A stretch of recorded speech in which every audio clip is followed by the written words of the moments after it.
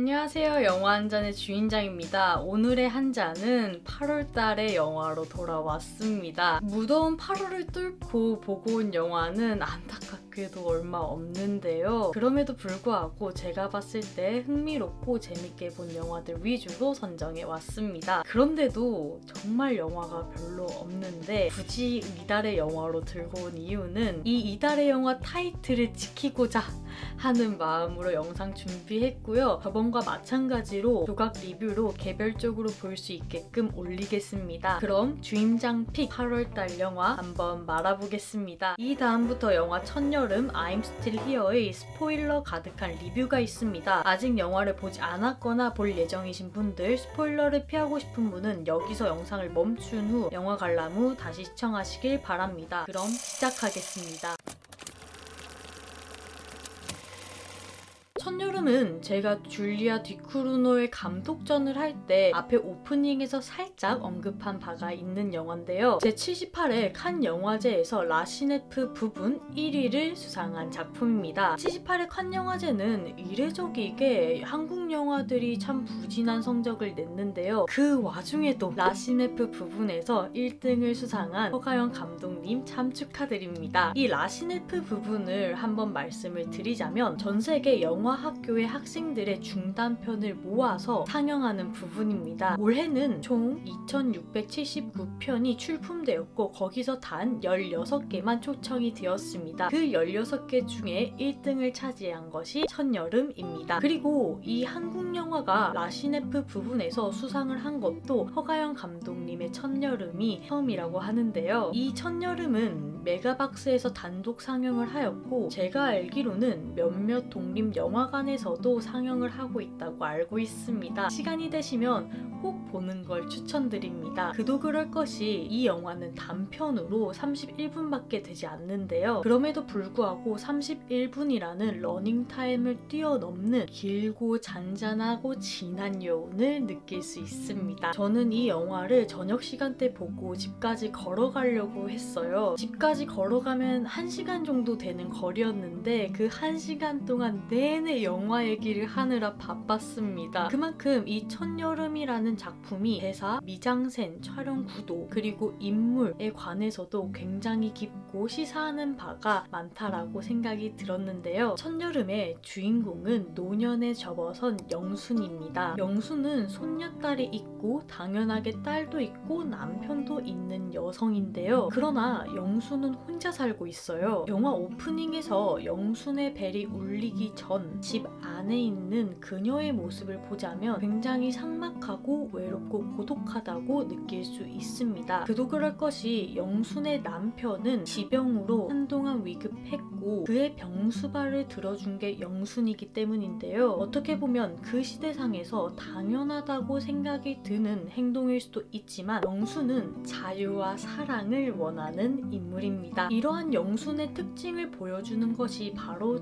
춤인데 다시 오프닝으로 가면 영순은 그 정막 속에서 집안에 있지만 이내 영순의 휴대폰 벨소리가 울립니다. 그 벨소리에 맞춰서 영순은 춤을 추게 되는데 이러한 모습을 극중의 영순의 대사를 빌리자면 나는 노래가 나오면 춤을 추는 사람이야 라고 그녀를 표현하고 있습니다. 즉 영순은 노래가 나오면 자유롭게 춤을 추는 춤을 출 수 있는 그러한 인물인 것이죠. 그래서 영순은 클럽 같은 데로 춤을 추러 다닙니다. 이곳에는 영순과 같이 춤을 추는 노인들이 많습니다. 마치 청년들의 클럽에 자연스럽게 비교가 되지만 이질적이게 보일 수밖에 없는 이 장소에서 죽음과 비교적 가까운 사람들은 죽음에 대해서 이야기하고 있습니다. 클럽에서 막 일상 얘기를 하는 것처럼 죽음에 관한 얘기를 듣자 하니 이 노년의 일상은 과연 어떤 것일까라는 생각이 들기도 하는 대목인데요. 타임라인을 그려봤을 때 노년은 과거가 미래를 압도하는 사람들입니다. 탄생보다는 죽음에 좀 더 근접해 있고 이 죽음이란 것이 일상적으로 다가오기에 이러한 대화가 가능하지 않을까란 생각도 들었는데 단편적으로 보여주는 대사가 영순이 친구에게 나는 이승 친구보다는 저승 친구가 많다라고 농담을 하는 부분에서 장소에서도 볼 수 있습니다. 이런 장소에서 열정적으로 춤을 추는 영수는 나비 브로치를 떨어뜨리게 되는데 이 나비 브로치가 매개가 되어서 학수를 만납니다. 영화는 굳이 학수에 대해서 영순만큼 자세히 설명하지 않습니다. 그것보다는 영순이 학수를 만나서 느낀 감정에 좀 더 치중하기 때문인데요. 이러한 감정선을 보여주는 것이 영순과 학수가 연인관계로 발전하고 그 과정에서 깊은 대화를 나누는 장면에서 볼 수 있습니다. 자신들이 어떤 사람인지, 어떻게 자신을 인지하고 정의 내리는지 서로 대화를 주고받고 이해하면서 생각하는 것이죠. 이때 처음으로 영수는 본인에 대해서 스스로 깨달았고 그 시간만큼은 자유롭게 본인을 표현하며 처음으로 사랑을 느꼈습니다. 그래서 영수는 연락이 닿지 않는 학수를 걱정하지만 당장 자신의 손녀딸의 결혼식 준비로 바쁩니다. 영순의 자유를 표현하는 것이 춤과 나비가 있다면 그와 반대로 영순의 억압을 표현하는 가족이라는 대상도 있습니다. 영순이 결혼을 하고 양육을 하고 했던 그러한 시대상을 생각해보면 영순이 받았던 차별과 폭력이 있었음을 알 수 있습니다. 작중에서도 영순이 자신의 남편을 대하는 태도, 자신의 딸과 대화를 하는 장면 이런 것들에서 볼 수 있는데 영순에게 가족이라는 이름으로 책임질 대상을 과도하게 지운 것이죠. 또한 영순의 남편이 경제권을 들고 있기 때문에 그것을 빌미로 거칠게 보자면 영순을 협박하고도 있습니다. 이런 영순의 상황을 영화는 손녀딸의 결혼식을 준비하는 과정에서 은은하게 보여줍니다. 그래서 저는 영화를 보면서 영순의 자유로운 모습, 즉 춤을 추는 그러한 역동적인 모습과 영순이 가족과 함께 있을 때 표정이 굳어지고 정적인 모습의 간극에서 이때까지 영순이 느꼈을 괴리와 비애가 보였습니다. 영순은 기다리던 학수의 소식을 부고로서 듣게 되는데 학수의 아들이 자신의 아버지의 부고를 영순에게 전해주는 것이죠. 이미 장례는 마쳤고 내일이 49제인데 이 장소로 오려면 와라 라고 말만 전달한 것입니다. 영수는 자신에게 진정한 사랑을 알려준 학수의 마지막을 보러 갈지 아니면 손녀의 결혼식에 참석할지에 대한 갈등에 빠지게 되는데 영수는 결혼식에 가지 않겠다라며 의견을 전달하지만 가족들은 말도 안 된다면서 당연히 참여해야 한다 합니다. 여기서 그녀를 설득하는 가족은 영순을 사회적인 편견으로 바라보는 억압된 시선이란 생각이 듭니다. 엄마니까,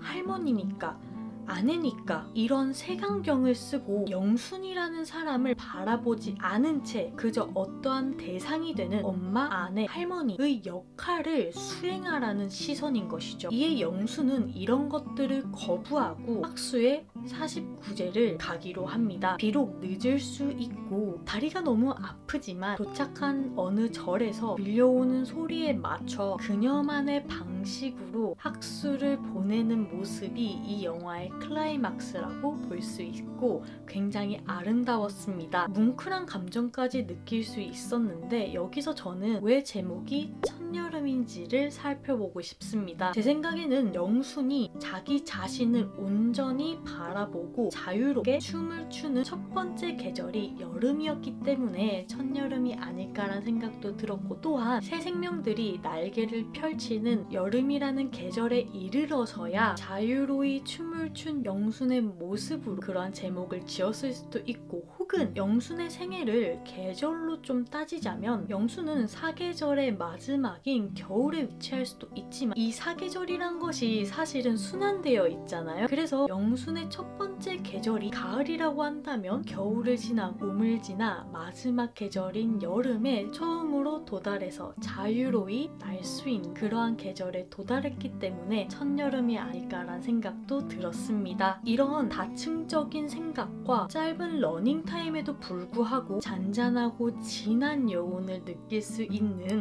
첫여름에 대한 한 줄 평은 사랑을 표현하는 춤추는 나비처럼입니다. 단점수는 10잔 중 8잔 원샷에 반샷을 추가하겠습니다.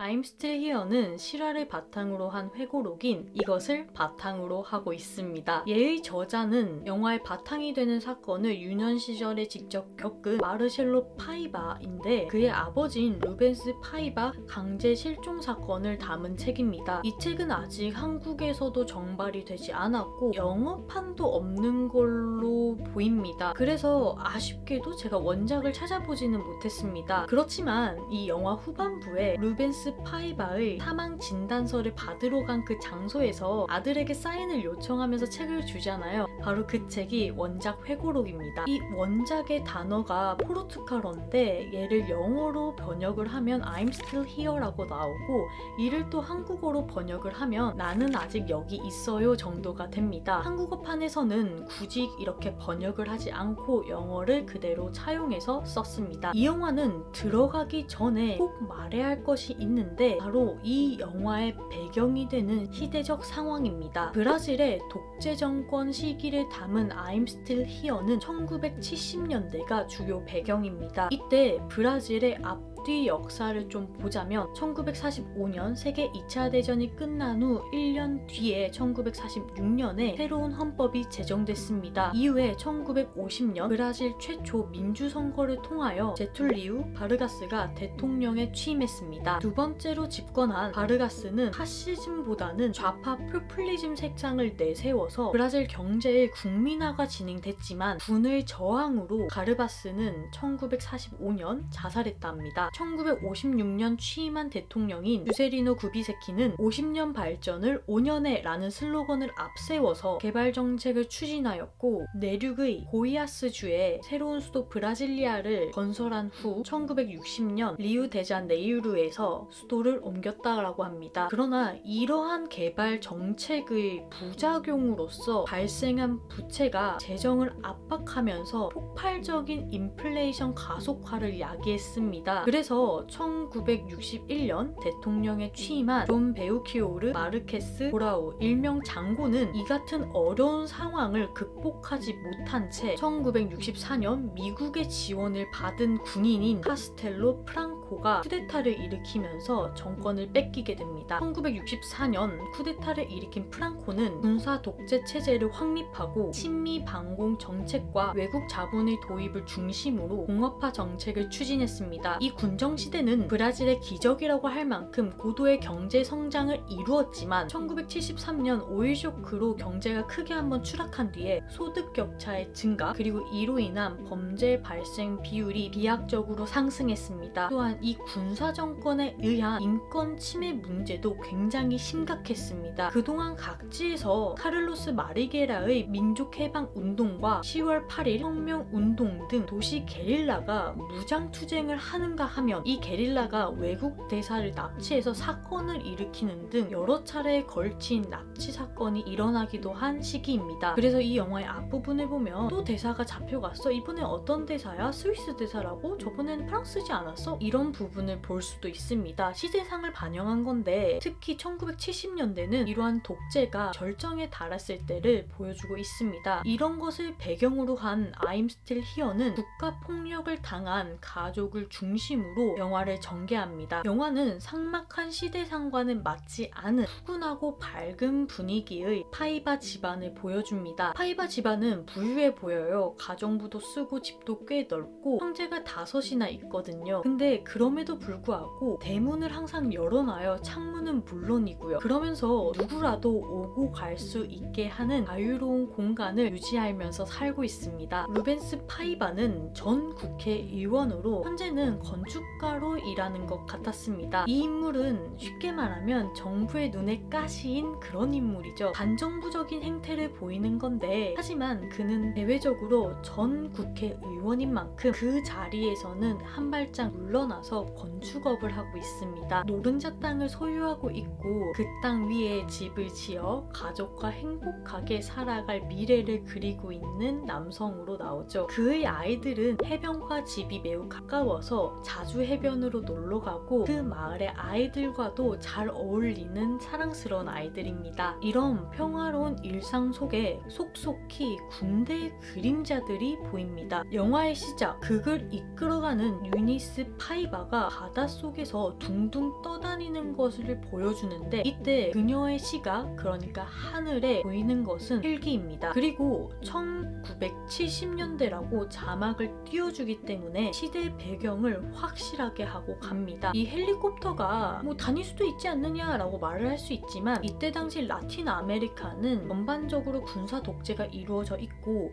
군사 독재의 희생양이 된 사람들을 헬기로 날라다가 바다에 버리는 경우가 왕왕 있었기 때문에 이 헬기의 움직임조차 불안한 당시 시대상을 보여주는 것이죠. 해변을 도로 하나 기준으로 넘어가면 그곳에서는 군인들이 다니고 군용 차량들도 다니고 있습니다. 이러한 모습 자체가 마치 아슬아슬한 당대의 브라질의 모습을 보여주는 것 같았습니다. 이런 일상을 보내던 와중에 아빠인 루벤스 파이바가 사실상 체포를 당하면서 비극이 시작됩니다. 열려져 있던 집은 창문과 문을 모두 닫게 만들고 수상한 감시역이 집에 상주하게 됩니다. 금방 온다던 남편은 돌아오지 않고 이 5명의 아이들을 혼자 책임져야 하는 유니스는 설상가상으로 둘째 딸과 함께 신문을 당하게 됩니다. 정중해 보이지만 강압적인 군인들을 따라서 차에 타고 복면을 쓰고 알 수 없는 곳으로 가서 목적도 알지 못한 채 포토북 사진첩을 보면서 아는 사람만을 말하라고 강요받게 됩니다. 이곳에서 처음 유니스가 주장한 변호사, 인권 이런 것들은 통하지 않습니다. 유니스에게 마치 보라는 듯이 닦지 않은 바닥에 피를 보여주고 다음 날에는 자신의 딸조차 그 사진첩에 들어가 있는 모습을 보여주면서 그녀를 심리적으로 압박하고 위협하고 있는 것인데 유니스야 고위층의 아내여서 부드럽게 당한 것이지 사실 주변의 소음들, 행적들을 보면 이 공간에서 고문이 자행되고 있고 사람들이 죽어나가고 있다는 것을 알 수 있습니다. 이런 곳에서 며칠이고 버틴 유니스는 마침내 풀려나서 집으로 돌아가 아이들만을 확인하고 목욕을 하게 되는데 이 목욕하는 장면은 저에게는 그녀가 느낀 치욕, 수치, 원망, 분노, 슬픔, 비애 이런 것들을 씻어보내며 남편을 찾기 위한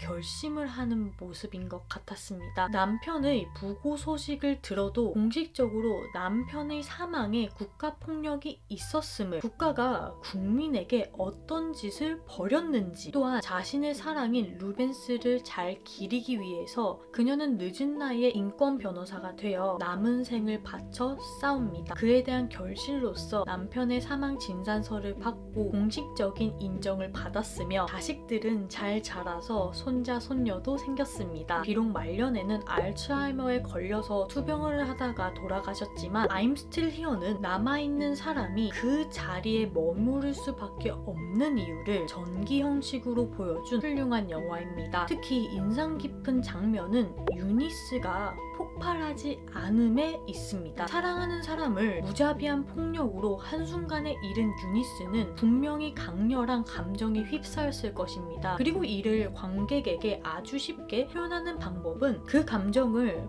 폭발적으로 표현하여서 이해와 공감을 쉽게 끌어오는 것이죠. 그렇지만 이 영화는 유니스가 혼자 있는 상황에서도 그러한 감정 연기를 보여주지 않으며 담담하게 버티고 품위를 지켰습니다. 그래서 오히려 유니스의 상황이 더욱 비극적으로 느껴졌습니다. 또 I'm Still Here의 엔딩이 인상 깊었는데 사실 이런 전기 영화들을 보다 보면 아 여기에서 끝나겠구나 라고 생각하는 부분들이 있습니다. 저에게는 유니스가 끈질기게 붙잡으며 그녀의 성취의 정수라고 볼 수 있는 남편의 사망 진단서를 이때까지 모아온 루벤스 보고서 스크랩북 마지막에 이렇게 끼워 넣는 장면이 그러했는데 그렇게 넣으면서 영화가 막을 내릴 줄 알았지만 오히려 영화는 그것이 아니라 또 시간을 뛰어넘어 2000년대로 오게 됩니다. 그곳에서 유니스의 자손들이 모여서 파티를 벌이고 있고 굉장히 노쇠한 유니스의 모습도 볼 수 있습니다. 알츠하이머로 흐릿한 눈빛을 가지고 있지만 TV에서 루벤스의 이야기가 나오자 다시 초롱초롱한 눈빛을 되찾는 모습도 볼 수 있고 마지막에 가족 사진을 찍으면서 이루어지면서 영화가 막을 내리게 되는데 굳이 유니스의 3대를 보여주면서 말하고 싶은 바는 아마도 역사의 되물림 같습니다. 이 부분은 영화의 제목인 I'm Still Here와도 일맥상 통하는 부분이 있는데 그 사건을 잊는 순간 없는 것과 다르지 않기 때문에 잊어서는 안 되는 것, 대대손손 그곳에 머물러서 다신 그러한 일이 일어나지 않기를 바라는, 원하는 감독의 시선인 것 같았습니다. 우리나라 역사와 이상하게 많이 닮은 브라질의 독재를 훌륭한 전기영화 형식으로 풀어낸 I'm Still Here의 한 줄 평은 아직도 그곳에 여기에 남아있을 이유입니다. 잔점수는 10잔 중 8잔 원샷입니다. 네, 이렇게 다소 조촐하지만 8월의 영화를 한번 말아보았습니다. 8월은 정말 덥기도 하고 개인적인 사정으로 영화를 진짜 많이 못 봐가지고 안타까운 달입니다. 그래도 여러분 점점 날이 풀려오고 있지 않습니까? 9월달에는 좀 더 풍성한 컨텐츠들을 들고 오고 싶은데 약간 스포하자면 9월에 부국제가 있지 않습니까? 주인장이 이번에 처음으로 부국제를 갑니다. 가서 열심히 영화를 많이 보고 또 컨텐츠도 쌓아서 영상을 올릴 테니 지켜봐 주시고요. 기대도 많이 해주세요. 여러분의 구독, 좋아요, 댓글은 소중한 채널을 운영하는데 아주 큰 힘이 됩니다. 구독, 좋아요 눌러주시고 댓글로 생각을 알려주세요. 주인장은 구독과 댓글 둘 다 좋아합니다. 그럼 다음 영상에서 뵙겠습니다. 모두들 안녕!